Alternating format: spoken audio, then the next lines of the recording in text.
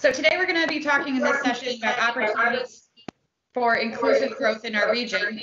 We're joined by three great panelists. My colleague at CenterState CEO, Dave Mankowitz, who's our SVP of Research Policy and Planning. Mark Murrah, who I believe folks heard from earlier today, Senior Fellow at Brookings and guru of all of these things. And then a new colleague I've been working with lately, Brian Blandon, who's with our JPMorgan Chase partners and has been working closely with us on a specific project to advance the Surge project here in Syracuse.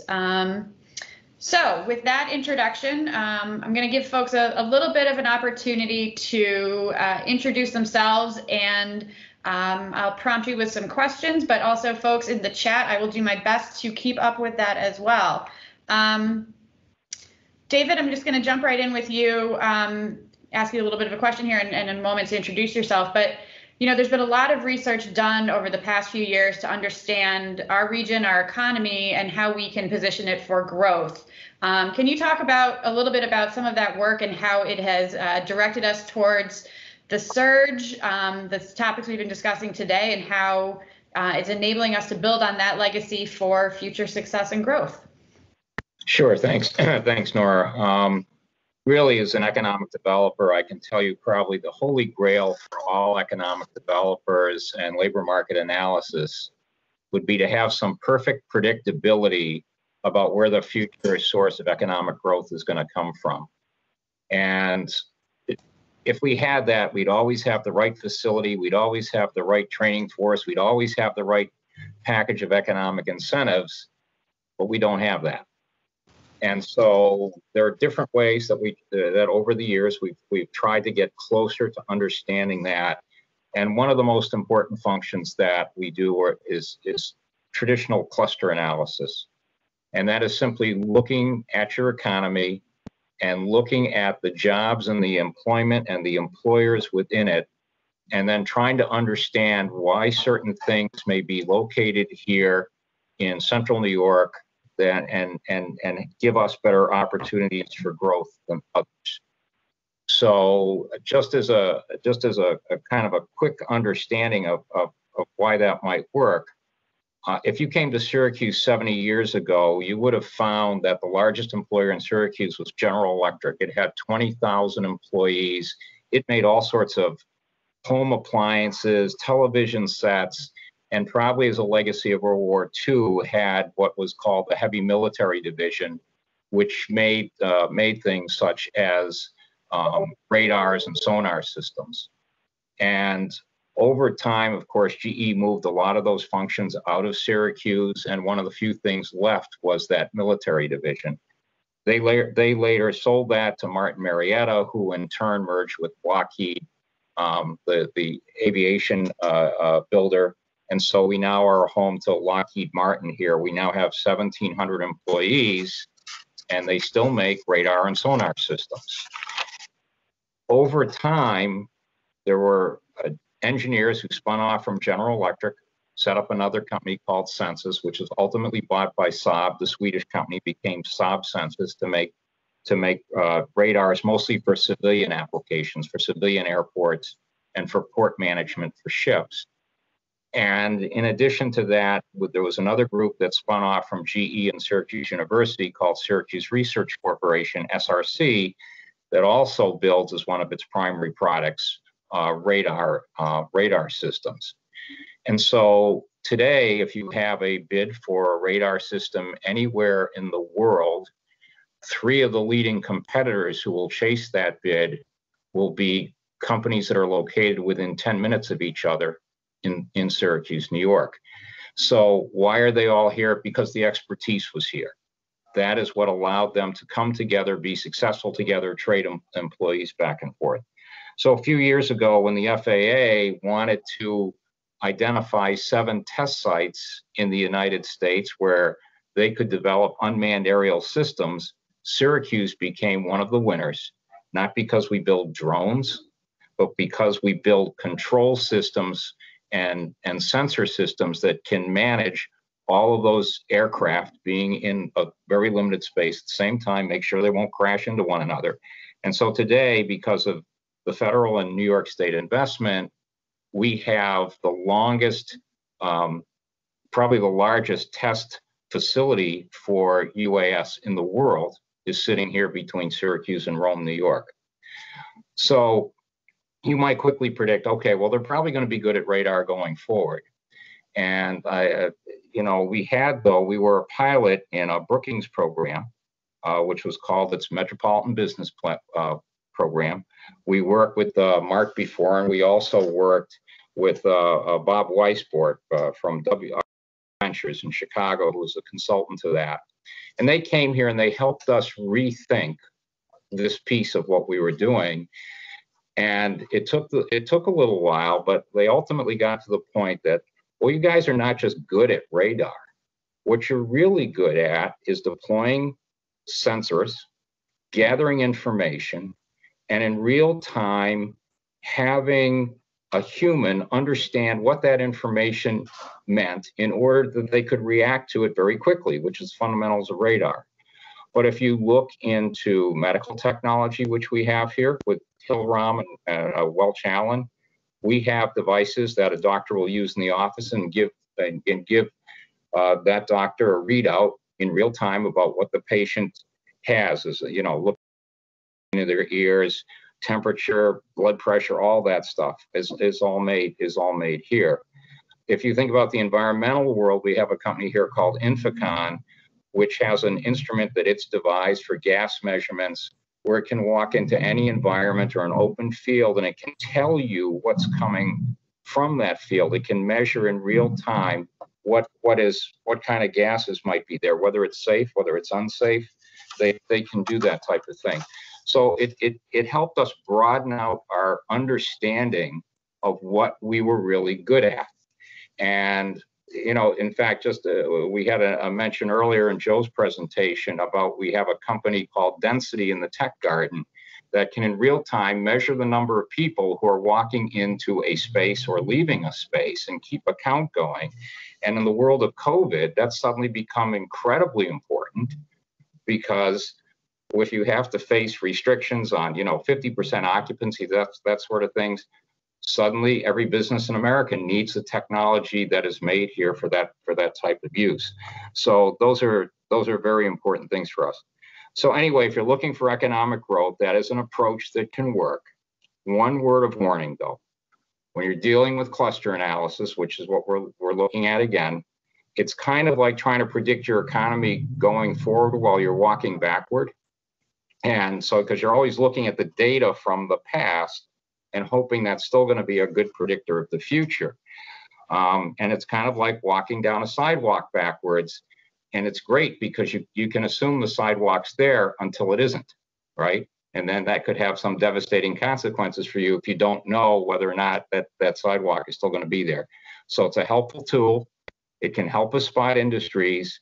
And I think it is a method that it can help us understand what our economy will be in the future.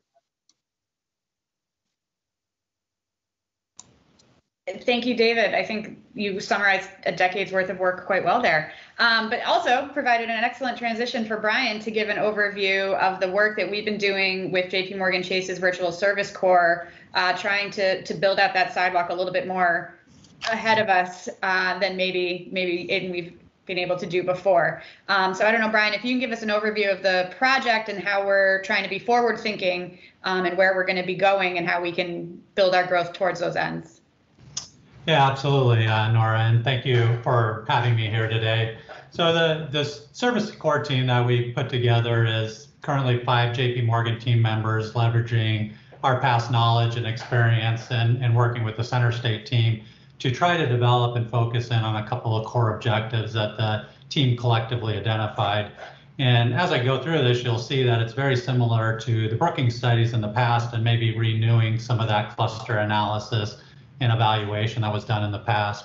But really the project is focusing on, can we identify 5 to 7 priority industries within Syracuse using specific key indicators around business growth, economic sustainability, certainly promoting equitable growth, looking for firms that had some resiliency to the COVID-19 crisis that we've been going through, leveraging some of the developed unmanned technology that Syracuse has been working so hard on over the last couple of years, looking at well-established growth within Syracuse, so industries that currently exist in Syracuse, and how can we leverage and build on that strength, and then exhibit current growth and high potential growth in the future. So we certainly want to not only look at well-established industries within Syracuse and recent investment, but emerging markets. Can we identify emerging markets out there that we can really zero in on and focus on? And with these, we hope to roadmap of recommendations and strategies around attracting and building on XBE businesses and partnerships within Syracuse. So from Brookings' standpoint, that probably sounds really familiar to the study that was done several years ago.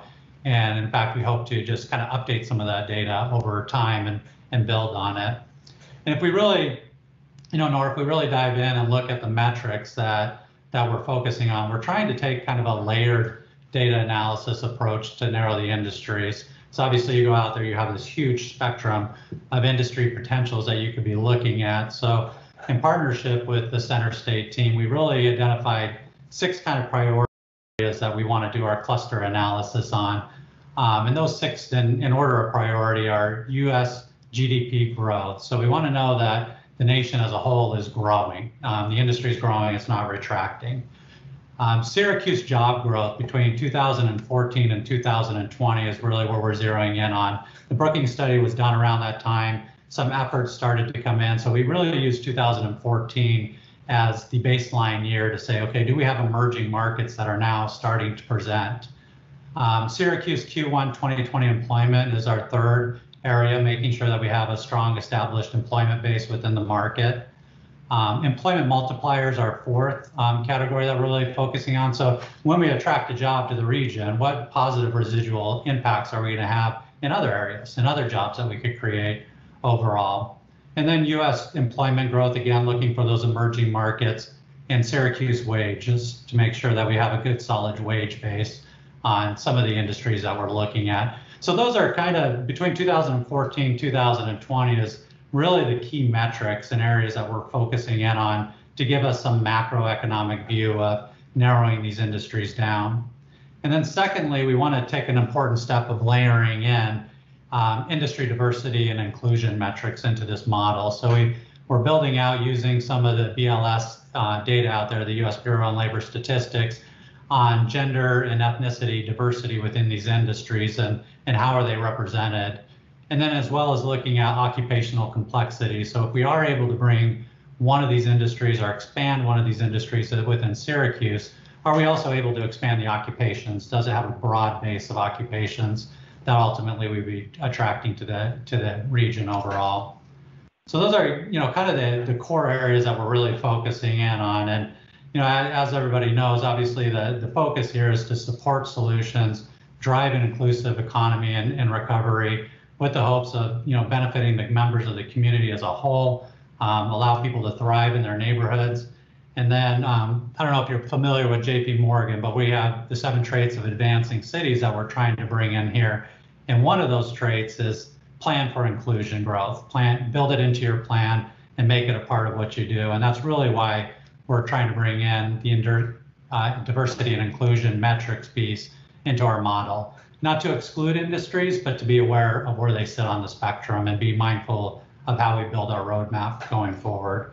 So really long-winded answer there for you, Nora, but that's what the project's doing. Those are some of the areas that we're really focusing in on, and it's been really exciting to learn about Syracuse and especially some of the great work that the Brookings studies brought to the table, and we were hopefully able to expand on that.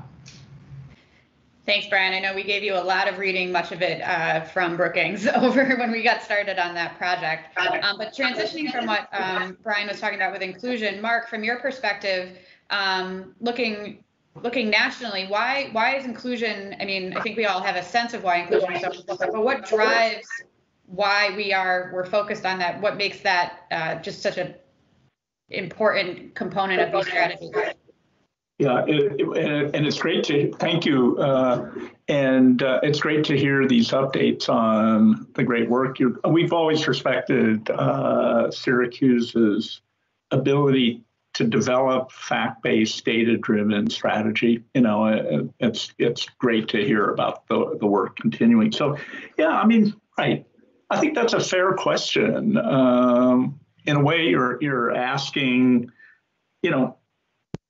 does focusing on inclusion truly matter? If your economy is beginning to take off, if you're beginning to develop a true technology ecosystem, and you could say lots of voices have argued that, digital prosperity is what you need to do and the rest will take care of itself, right? There are interesting studies showing that, tech supports a sort of middle skill work, but it doesn't do anything about poverty. There's an interesting evaluation of what a flourishing tech scene brings you in terms of equity. I think the literature is really beginning to show that though left to its own devices, it doesn't necessarily deliver the outcomes you want. And that's not just because of, say, structural racism, but it's also because of technology itself. I say a lot, technology empowers, but it also divides because of its great power. It has these big returns, these kind of superstar dynamics and this lock-in. So those who use tech can pull away in both people and places. And so we think you have to look at this and you have to actively pursue it. Too much is left out if you're not explicit about inclusion. So it's to include Black and Brown talent and female talent in the sector is not just a nice thing to do. It's not just an anti-racist talking point, right? The literature is beginning to show that it actually has fundamental economic value. We've seen the work about, groups in companies, and diversity within companies seems to have some correlation with improved output. But we think in the literature is really showing inclusive ecosystems do better for real specific reasons. They access more and different workforce skills and perspectives. They avoid groupthink, right? And you can imagine more and different use cases. I think that for a data-driven, for some of the things you're doing with data, you're going to also need to test that against interesting use cases. And I think that's another important value. And we've certainly heard a lot about sort of programmer sort of groupthink in Silicon Valley, So that's why we think we need more different places flourishing and then places with more diverse people in them. Places that are inclusive tap better, more entrepreneurial energies. They find more of their hidden innovative talent. That's kind of the work from Rod Chetty, that you actually statistically can either discover latent genius or not. You may empower potential entrepreneurs or not. The talent is widely distributed, but these empowering ecosystems are not. So I think it's interesting, though, that there is really some very, good, strong, economic research now, encouraging us to move in this direction and affirming its importance. The links are really beginning to show up in the economic literature. So those are other great reasons. I would just back, and then I'll wrap up on, how this intersects with tech. You can see that the tech industry has developed a pretty, reputation for whiteness and is pretty elite. Statistically, if you look at the, inclusion reports of the big tech companies, they're really not particularly encouraging as yet. Tech can widen gaps. It's such a powerful set of technology that it kind of polarizes outcomes for people, places, and firms because it amplifies differences. But it also does empower. And, I think David made the point that, this technology can level the playing field. It can augment the productivity of workers, and a worker with higher digital skills, our research shows, on average makes twice what one with low digital skills. So this is a possible way of accelerating inclusion. It can be very helpful for social inclusion, as many underrepresented and lower skilled workers are making progress once they do obtain the skills. So that's why it's so important, the stuff you're doing with the STEM high school, your strong attempt to weave K-12 STEM skills with broader, skills, and I would say middle level digital skills is a sweet spot for this inclusion role. So, I think the takeaway, really is that this is an absolutely crucial feature of building a competitive, successful, and thriving ecosystem for the future. So hats off to Syracuse for having way anticipated some of this. Well, we appreciate certainly your kudos there, and we probably couldn't have done it a lot without some of our partnerships with you. But thinking about some of those inclusion factors, one of the things I know that has come up frequently is Syracuse found itself on some of the wrong lists, as Mayor Walsh likes to say. Dave Mankiewicz, what about the Surge programming is so critical to move Syracuse forward in particular? Well, I think the Surge is really a physical manifestation of a lot of the pieces we've been talking about. For those of you who are not familiar with the city of Syracuse, its geography is such that its downtown is right in the center of the city. University Hill, which is its medical and educational center, is just to the east. And then both to the south of downtown and west of the city is the south side of Syracuse, which is the primary Black neighborhood in the city of Syracuse. And they have been literally separated from each other by a highway that was built right through the middle of it back in the 1950s. And so even though they are side by side on a map, the physical distance and challenges to connect them are very much there. And so what I feel from the Surge is really an attempt to unify this, both the neighborhoods in the city with the educational center of the city, with the job center of the city. And those are the things that we can bring together if we can accomplish this. So when you listen to the mayor and he talks about the fact that we found ourselves on those lists, some lists that we didn't want to be on, as having one of the highest poverty rates for a large metropolitan area.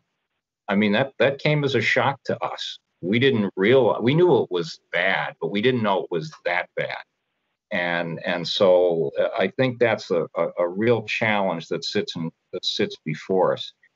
And as Mark was saying, the challenge we have, if we want to be successful economically, if you try to put all the issues about racial justice aside, and I'm not saying we should, but if you were one of those people who are trying to do that, you can't be successful economically as a community if you have a large percentage of your population that lives in poverty.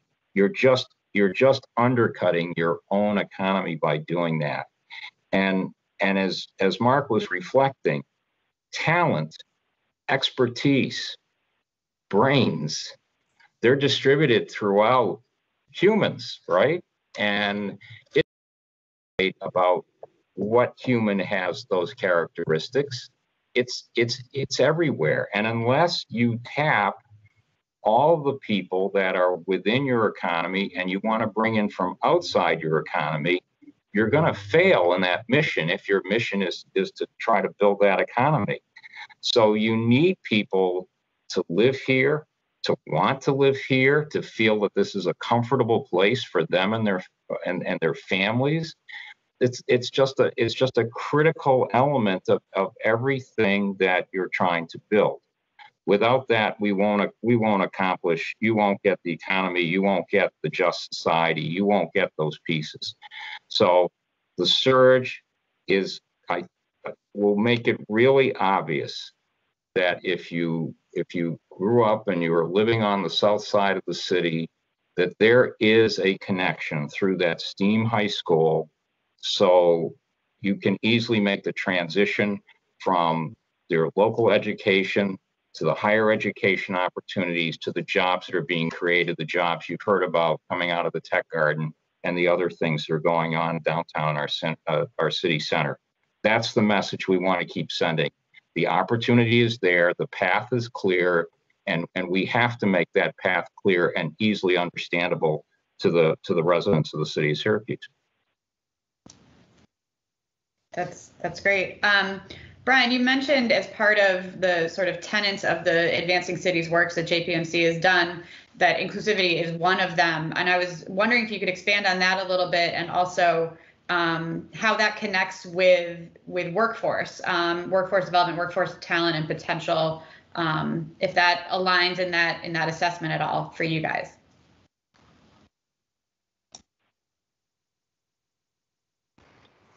Gotta hit that unmute button.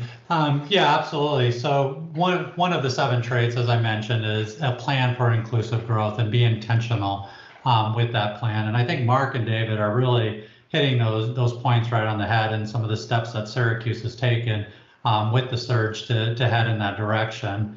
From our project standpoint, what we're doing is overlaying a lot of data in there in order to point to certain areas of diversity and inclusion and occupational complexity. But again, to the points being made, data can only take you so far.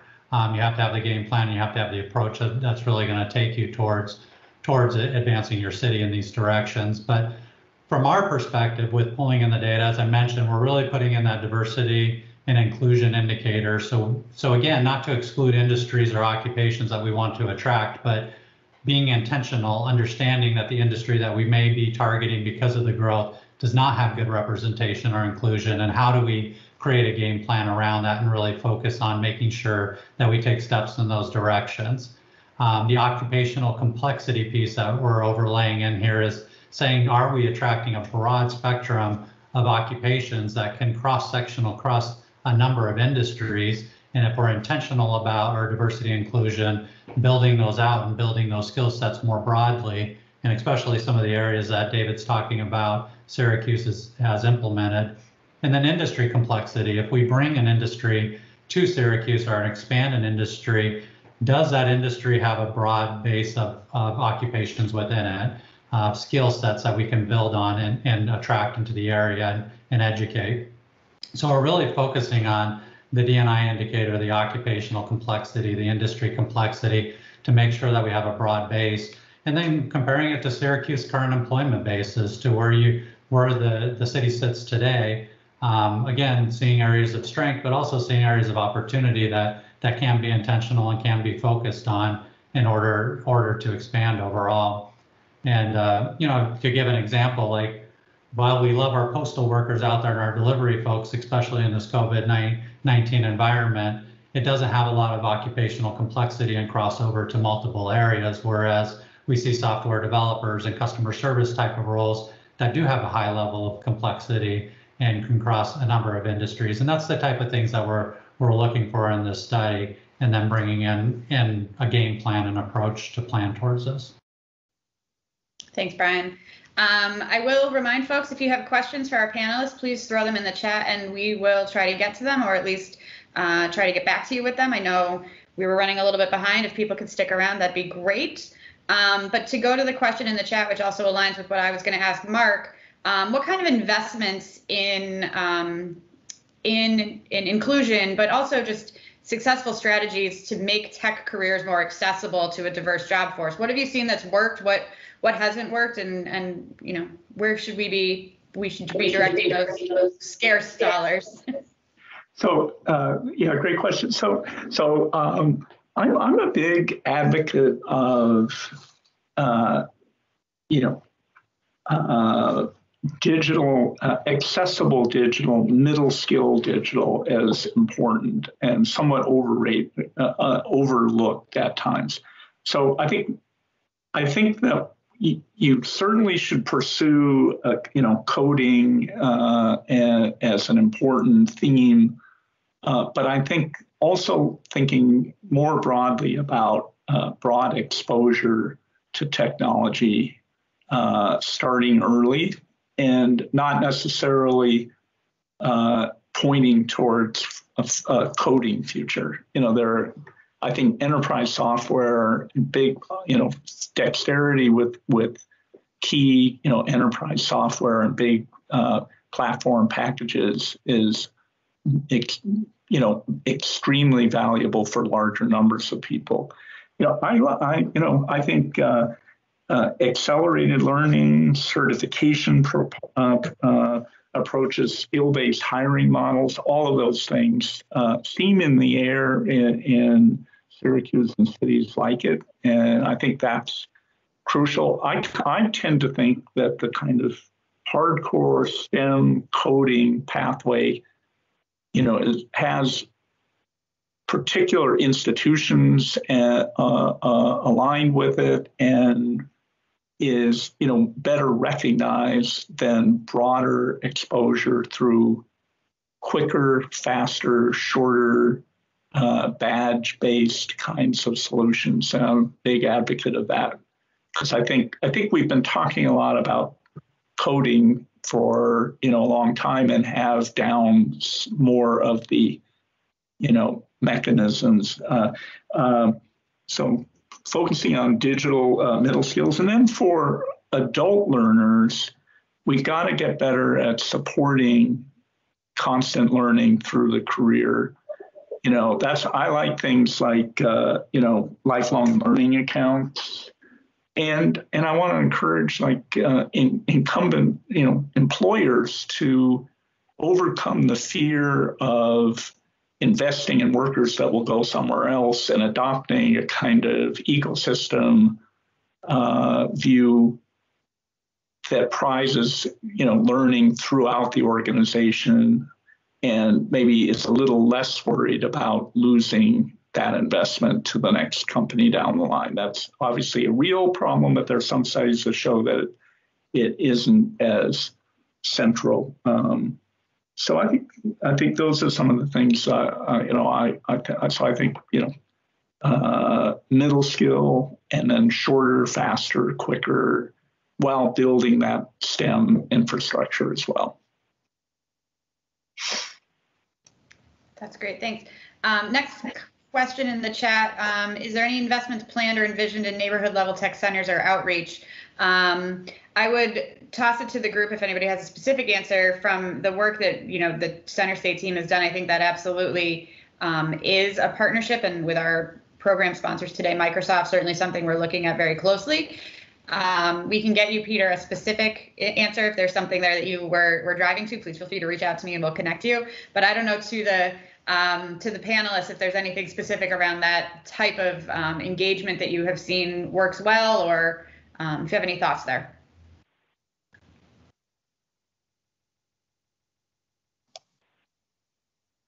Well, the work I think that the CenterState CEO is focused on in economic inclusion is the piece that we've tried to build out the most. And that work involves trying to connect people who have become disconnected from the economy to the jobs and opportunities that are being created in the economy today.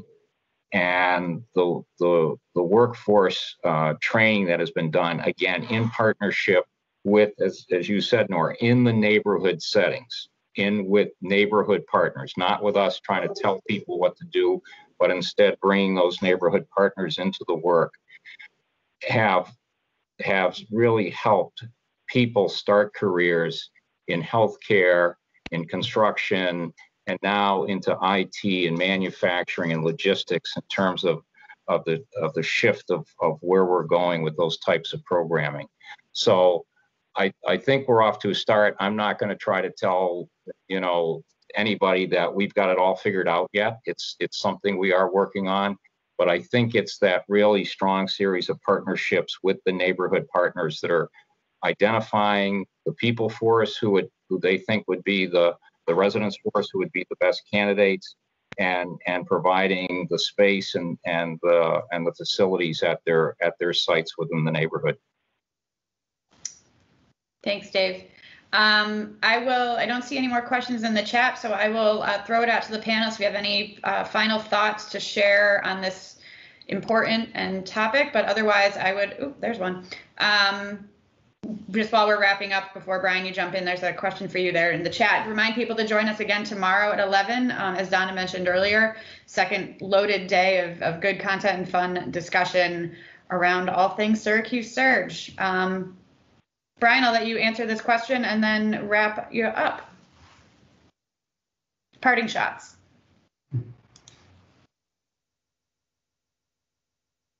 Oop, you muted and unmuted yourself.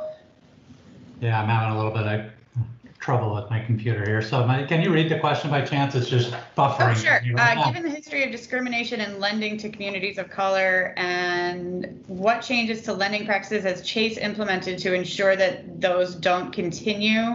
Brian is not based in the Syracuse market, so I'll excuse him for making a specific Syracuse market response, but generally the lending question. Yeah, and from a home lending perspective, I know Chase and I don't know what stages they are in this, but I know Jamie Dimon and Chase are working on initiatives specifically in those areas from a lending perspective of business and home lending out there. So I think there are going to be a lot more to come from Chase's perspective, but I know there's a very intentional and a large push internally with Chase to look at lending as a whole and how do we improve it overall. So I definitely know there's a lot in the works there. Great. Mark, any final thoughts from you today? Yeah, I would just note to throw the entrepreneurship as an important element of all of this. I mean, I think cities with huge manufacturing histories, it takes generations to outgrow a sort of big firm, manufacturing platform mentality. And entrepreneurship is also a great way to promote mobility and inclusion of new energies. And the whole economy is making, and technology platforms make it easier to flourish and to generate growth that way. So I think, that's maybe one thing that could be stressed throughout the whole ecosystem here. But thank you for having me today. Terrific. I'm joined by Donna. I don't know, David, we're just wrapping up, Donna, with our last sort of closing remarks from the panelists and questions. Dave, anything quickly to wrap up?